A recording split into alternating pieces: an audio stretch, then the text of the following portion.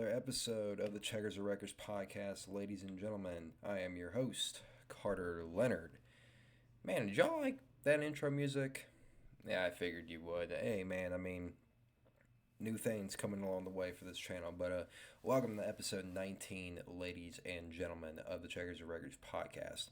It is just me for today, ladies and gentlemen. Hope you all are doing well. And another Friday edition of the Checkers or Wreckers podcast.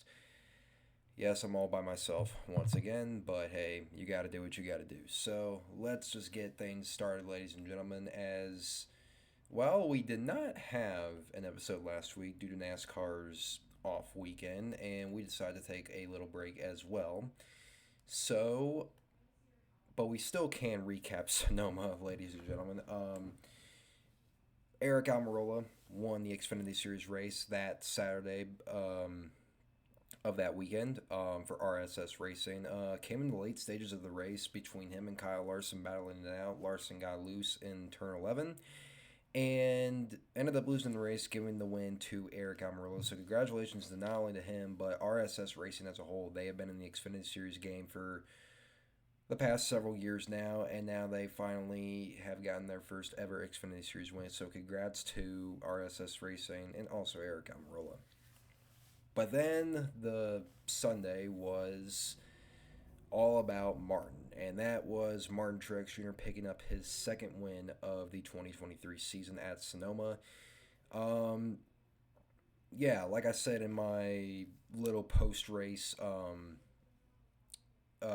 story on Instagram, for people who don't follow the Instagram, it is Checkers or Wreckers _podcast. If you guys want to go follow that, that is the official Instagram account for this channel.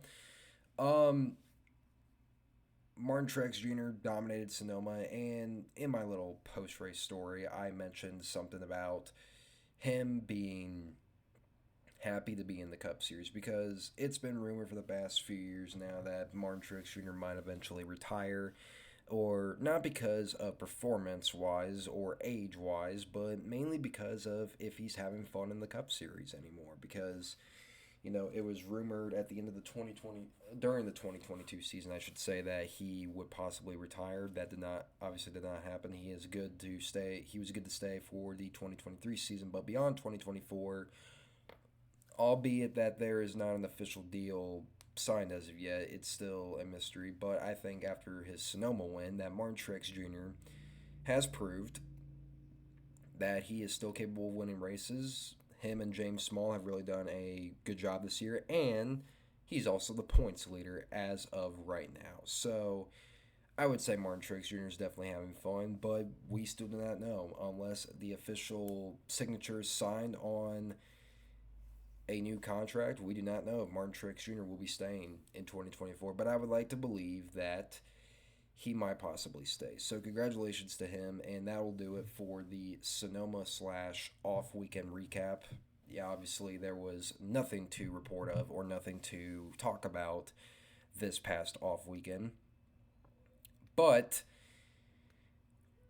there is a lot to talk about this week. But going back to Martin Truex Jr. for a second, one of the main reasons why he didn't retire or didn't decide to leave the Cup Series was because of the fact of, you know, he acknowledged the fact that this 19 team for Joe Gibbs Racing is still performing at a very top level. The only problem was at the end of the 2022 season was, well, Martin Truex Jr.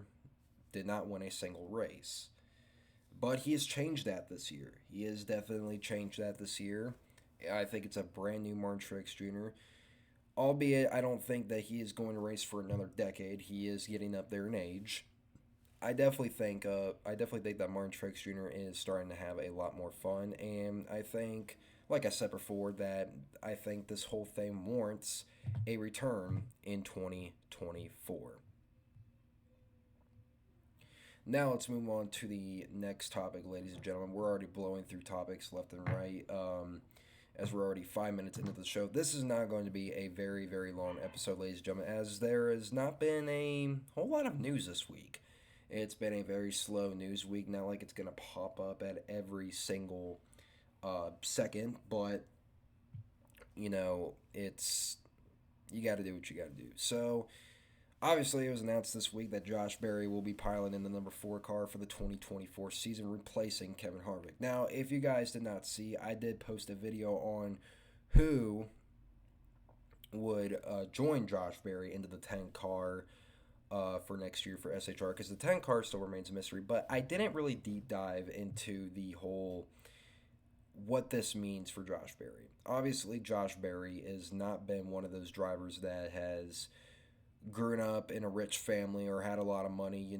He's had the grind and claw for every single thing that he has worked for, and it's shown. And it only took only a matter of time before he got noticed by a big name, that being Dale Earnhardt Jr., who gave him the opportunity to drive in his late model team, I should say, late models team. What was that? But ever since then, Josh Berry has never looked back. He got part-time Xfinity starts in 2021, ended up winning in 2 of those. He won in the 8 car in Martinsville, and then he won in the 1 car, replacing an injured Michael Annett at Las Vegas. Then it was announced in 2022 that he would be moved full-time into the Xfinity Series. In his first full-time year in the Xfinity Series competition, he ends up getting a Championship 4 appearance with 3 wins on the season. And so far his 2023 season, while he currently sits 5th in points, he has yet to win a single race. But hey, who knows? That could very well change this weekend with the amount of confidence that he has. But he has still been consistent enough to be a playoff driver, and I'm sure Berry will grab some wins before the year is out. But and starting in 2024, he will take over Kevin Harvick's ride. Now, I mentioned this before. Before the season started, Josh Berry was not on my radar of guys who I think can replace Kevin Harvick, if you asked me. But ever since his partial cup starts with Hendrick Motorsports replacing, the both injured Chase Elliott and Alex Bowman in both the 9 and 48 cars, we saw what Josh Berry is capable of inside a NASCAR Cup Series car. I mean, hell, he even got a second place finish at Richmond in the 9 car. I mean, what's more that you can ask from Josh Berry from that? I mean, not a whole lot, really. Now, I don't believe that Josh Berry is going to go out and set the whole world on fire in 2024 because he is going to be a rookie.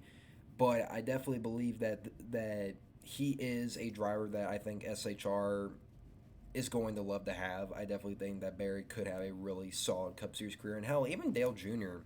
was asked during this week on how he feels about Berry getting into a Cup Series C and, kind of starting out as a kind of an older rookie, because Josh Berry is 32 as of right now. I wouldn't consider him a young gun per se, but he is going to be a rookie. And he made comparisons to Harry Gant. Harry Gant was 39 in his first ever full-time season in the Cup Series, and let's just say Harry Gant had a pretty solid career. Now, while I think it's really good to have young guns in the sport, because I think it's very impressive how these young drivers come up through the ranks and start racing the Cup Series in their early to mid-20s is really impressive, but it doesn't have to always be that way. You could start out kind of late, like Josh Berry is going to do, and probably have a really solid career. I mean, hell, Greg Biffle was 32 in his first full-time Cup Series season, and I wouldn't be shocked if that was the last guy to probably do it. I mean, look at Austin Hill right now. He's currently 29, and he's only in his second season in the Xfinity Series. So, drivers are moving up through the ranks regardless of age, and it's just mainly about talent right now. And I think Josh Berry definitely has a lot of talent to be in this ride. But a lot of people are going to ask, did SHR make the right move? And from what I saw on the official Stewart-Haas Racing press conference live stream, when it was asked about how many candidates were in the running for the 4 car, there were multiple, but according to Tony Stewart, it was Josh Berry that was the one that stuck out to him the most. And quite frankly, he got his wish. Congrats to Josh Berry for getting this opportunity. Like I said, he has had to claw his way for everything that he has had, and I apologize if you heard that. That was a bit of audio on my phone. But he's had the claw and fight his way for everything he's had. He's one of those local short track drivers getting a big opportunity in the Cup Series. And Kevin Harvick said it itself. You're not just going to be another replacement. This car is going to be in your hands for the foreseeable future. So congrats to Josh Berry. Best of luck to him for the rest of the year and moving forward. Now, with all the Stewart-Haas Racing talk out of the way, thank God. Hopefully, it's the last time that I talk about it for at least for the next few months. Let's get into some more news. Like I said, ladies and gentlemen, not going to be a very very long show. We only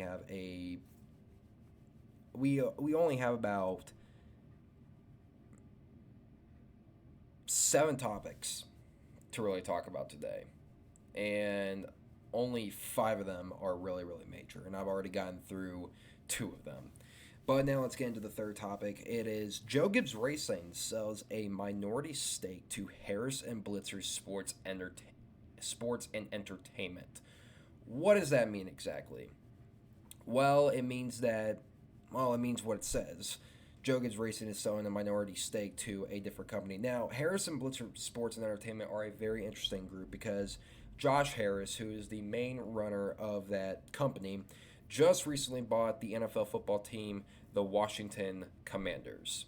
And I wouldn't say Joe Gibbs Racing has any affiliation with that. I mean, Joe Gibbs did coach the Washington Commanders back then. They were called the Nope. I'm not going to say that name. Haha, you can't get me.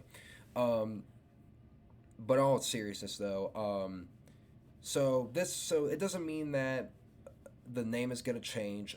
Joe Gibbs and general manager David Alpern will still be running the team, but this just means that Joe Gibbs Racing has some good ownership stability because, as we were all aware, this last November and a couple years ago, both Joe Gibbs' sons, JD and Coy, unfortunately passed away, and they look to be the future of Joe Gibbs Racing. They look to be the future owners of that team.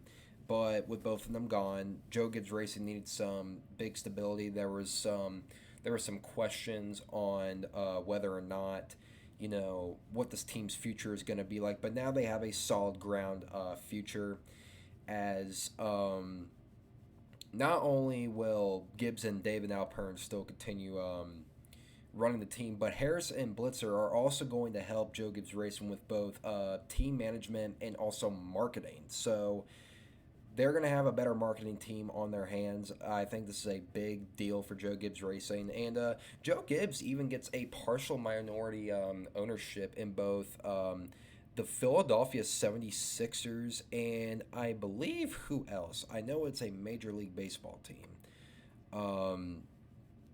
Because both Blitzer Sports, I'm just gonna call it that. Both Harris and Blitzer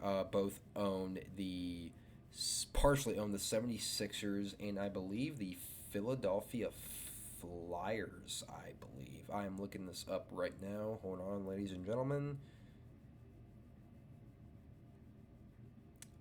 Just bear with me, ladies and gentlemen. I know it's yeah.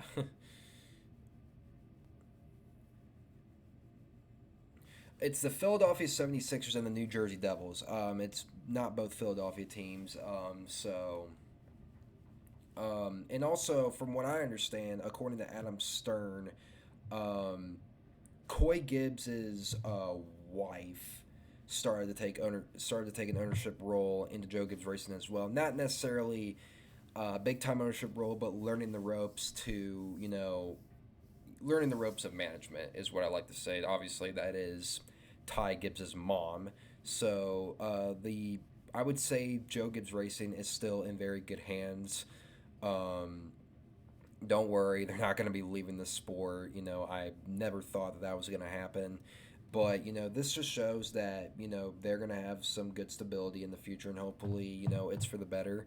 Joe Gibbs Racing, I believe, is in the right track at the right time.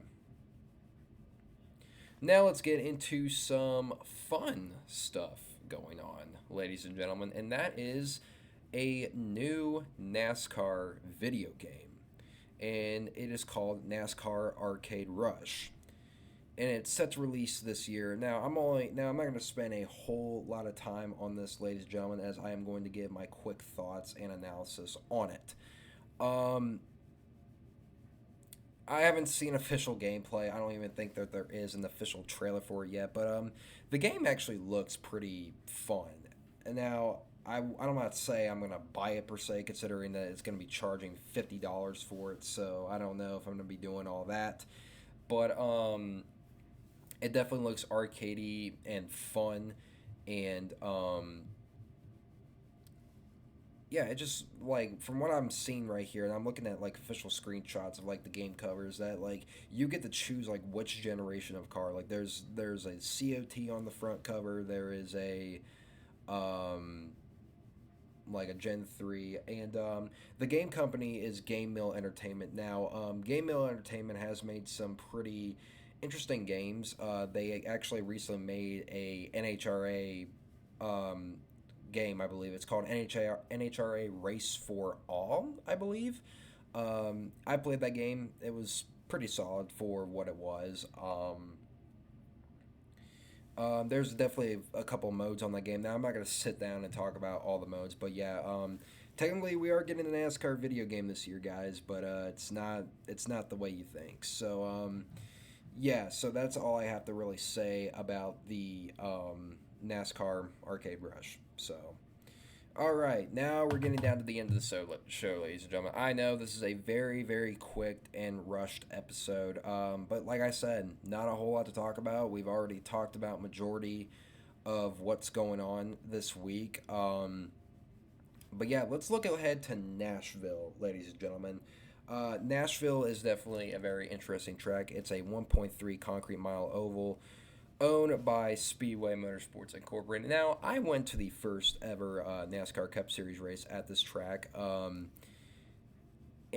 I went with X. That was his first race. Shout out to X, ladies and gentlemen. Don't worry, he's still on the team, just not very not doing a whole lot right now. But I went to the very first Nashville race in 2021, and I remember it was a Kyle Larson win. I know that, but it was a very interesting scene because I remember like discovering Nashville Super Speedway like several years ago, and I just find it really insane that how it was a racetrack that used to hold both Xfinity and Truck Series races, but yet it just shut down because it got. I mean, for what those races were, and I've seen old races at the track, those races got good turnout for what they were, even though if it was just a small patch of a grandstand, which is what we ended up sitting in for that for the 2021 race. But I was thinking, man, are they ever going to do anything with it? Are they ever going to race there again, or what are they going to do with it?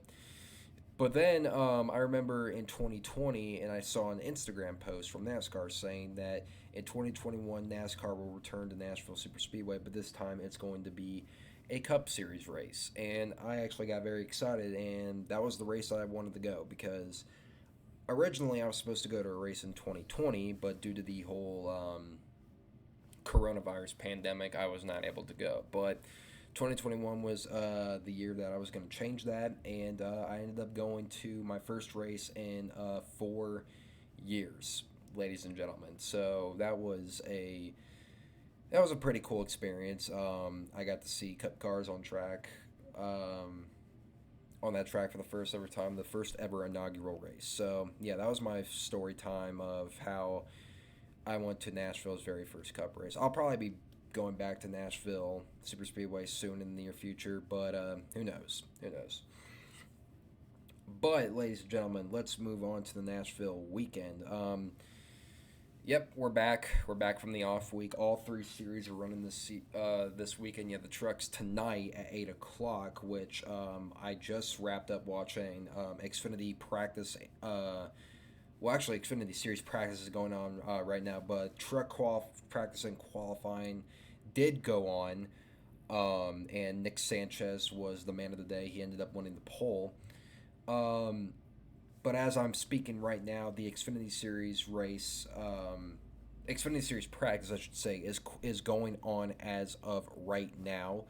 I don't know who is fastest. I'm going to look that up right now. Um, Last time I checked, it was the double zero of Cole Custer leading the way in practice, and Cole Custer's had a very interesting last couple of weeks. He had a very slow start to the season, but he turned it around a few weeks ago with his, I mean, you could call it lucky, but with his win at Portland, and it officially locked him into the Xfinity Series playoffs. So good for Cole Custer, and hopefully he can keep up the consistency. I mean, I think Cole Custer is a pretty good Xfinity Series driver. We saw what he did from the span of 2018 to 2019.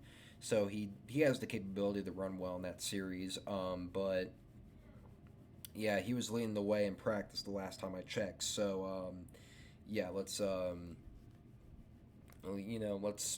Custer, I guess. Um, but yeah, coming down to the end of the show, ladies and gentlemen. Obviously, this is going to be the shortest show I believe all year long.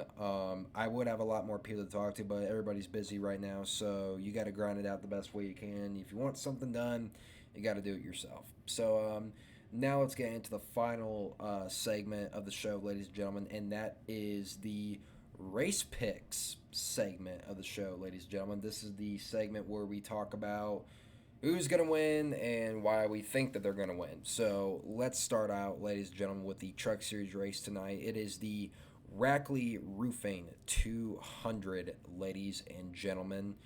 I was watching practice and qualifying for the Truck Series, and obviously the guy that stuck out to me the most was the two truck of Nick Sanchez. Now, this is the first time Nick Sanchez has had a pole this year. This is actually his third pole of the year. He got a pole at Daytona, and he ended up getting a pole at Texas. And Texas was obviously his best performance of the season. He nearly led every single lap. He led about 97.7% of that race until the last lap wreck occurred, where he and Carson Hocevar got together and ended up wrecking. Hocevar ended up winning, and Sanchez ended up collecting Zane Smith as well. But it showed that Nick Sanchez definitely has a lot of talent, and I would not be surprised if Nick Sanchez ended up clutching the W tonight. So I am picking Nick Sanchez as my Truck Series pick, ladies and gentlemen, to win the Rackley Roofing 200. Now, for the Xfinity Series pick tomorrow, ladies and gentlemen, it is the Tennessee Lottery 250. Last year's winner of that race ended up being Justin Allgaier.